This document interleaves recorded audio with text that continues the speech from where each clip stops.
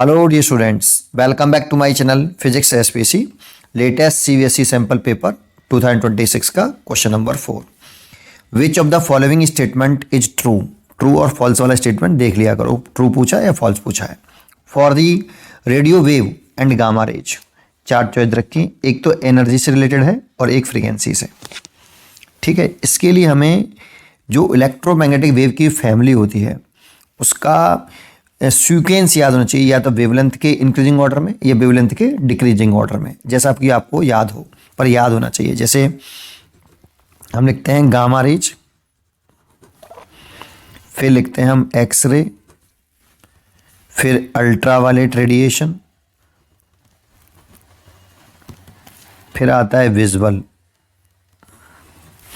इसमें visual light और इसमें 7 कलर आते हैं विबग्योर, ऐसे आते हैं। और फिर आता है इंफ्रारेड, फिर इसमें आता है यहां पर माइक्रोवेव, और फिर आती है रेडियो वेव, ऐसे। तो हमें तो इससे और दूसरी है गामा रेज से, इससे मतलब है। अब देखो इसकी जो वेवलेंथ होती है 3600 एंगस्ट्रॉन्ग से लेके 7-8,000 एंगस्ट्रॉन्ग। किसी किताब में यहाँ से यहाँ तक दे रखी है, थोड़ा सा 4000 से भी होता है, कभी कभी 8000 तक, ऐसे।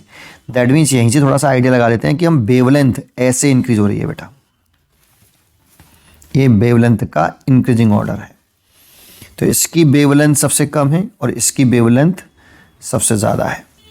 तो वेवलेंथ ऑफ गामा रेज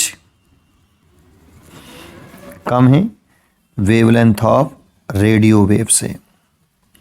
ये सीक्वेंस हमें याद होना चाहिए, ठीक है, नहीं बहुत इंपॉर्टेंट होता है ऐसे। और इलेक्ट्रोमैग्नेटिक वेव में जब हम पढ़ते हैं तो इनकी रेंज भी याद होनी चाहिए, वेवलेंथ की रेंज क्या होती है इलेक्ट्रोमैग्नेटिक वेव में। अच्छा, तो हमसे एक तो फ्रीक्वेंसी के बारे में पूछ रहा है कि फ्रीक्वेंसी किसकी ज़्यादा। तो एक तो ये हो गया, तो फ्रीक्वेंसी जो होता है C/λ होता है। वेवलेंथ बढ़ेगी तो फ्रीक्वेंसी घटेगी। तो देखो अगर हम फ्रीक्वेंसी लिखें गामा की और फ्रीक्वेंसी लिखें रेडियो की, रेडियो वेव की, ये तो वेवलेंथ ज़्यादा होगी उसकी फ्रीक्वेंसी कम होगी, तो उल्टा हो जाएगा ऐसे। गामा रेज की फ्रीक्वेंसी ज़्यादा होगी तो frequency of radio wave higher than that of gamma rays, जबकि गामा की फ्रीक्वेंसी ज़्यादा है।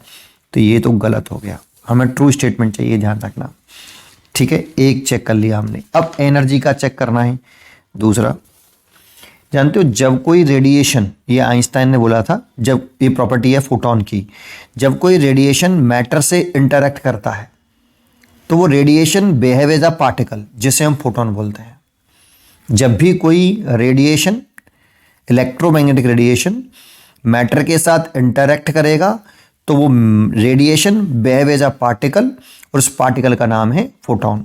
इसीलिए एनर्जी ऑफ रेडिएशन जो देख सकते हैं हम, एनर्जी ऑफ रेडिएशन, वो फोटॉन की एनर्जी के अलावा ले सकते हैं, और फोटॉन की एनर्जी थी hν, या फिर आप लिख सकते हो sc/λ।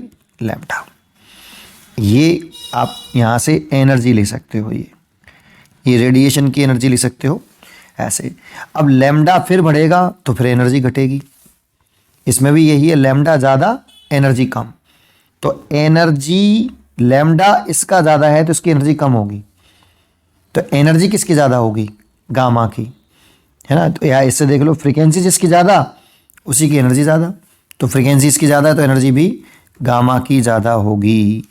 गामा रेज की जो एनर्जी है वो ग्रेटर देन रेडियो वेव, आप ये ले सकते हो।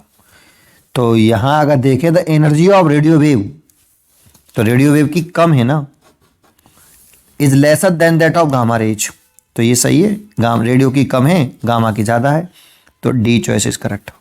यहाँ सेम बता रहा है, तो गलत हो गई। The energy of gamma raise lesser than that, तो लेसर तो नहीं है, ज़्यादा है, इसीलिए ये वाली भी गलत हो गई। तो जो चॉइस करेक्ट है वो डी चॉइस इज करेक्ट। उम्मीद करता हूँ कि आपको ये क्वेश्चन जरूर समझ में आया होगा। पढ़ते रहिए और खुश रहिए।